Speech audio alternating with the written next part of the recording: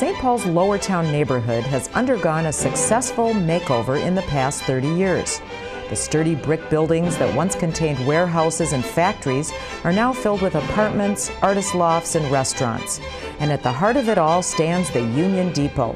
This former train station currently houses several restaurants, a cable TV access facility, and office space. The main lobby is a popular site for weddings and other events. The last time a train rolled out of this station was in 1971. Much of the building sits vacant now, but in recent years, proposals have been made to renovate the depot as a hub for high-speed commuter rail. More about the future of the depot in a moment, but first let's take a look back. This building is actually the second incarnation of the Union Depot.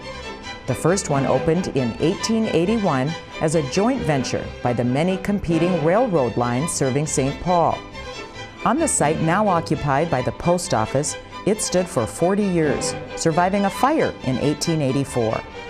Situated next to the river, by the lower landing, it was easily accessible to steamboats as they made their northernmost stop on the Mississippi. The rapidly expanding railway empire of James J. Hill and others meant that the era of the steamboat was coming to an end. As trains carried settlers and goods farther west to new towns, it was no longer necessary for settlements to be near a river. These were the boom years for railroads. The city's first rail line was laid in 1862, all the way to Minneapolis.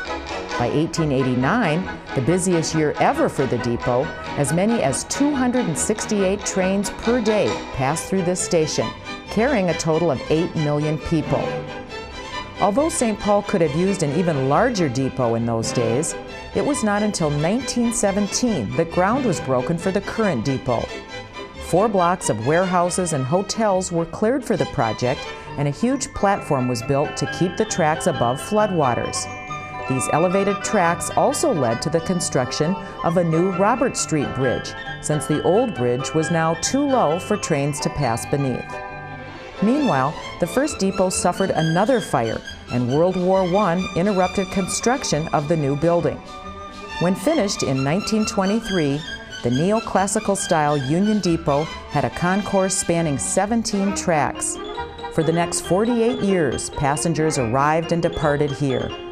By 1971, however, other modes of transportation had largely taken the place of trains, and the depot closed its doors. The building's value was formally recognized in 1974 when it was added to the National Register of Historic Places. Though it is an historic landmark, there is still plenty of life left inside these walls. The depot is considered a vital piece of a proposed north-south rail corridor between St. Cloud and Hastings. Light rail and service to Chicago are also under discussion. Time will tell if these plans become a reality, but in the meantime, you can visit the Union Depot and step inside an important piece of our capital city's history.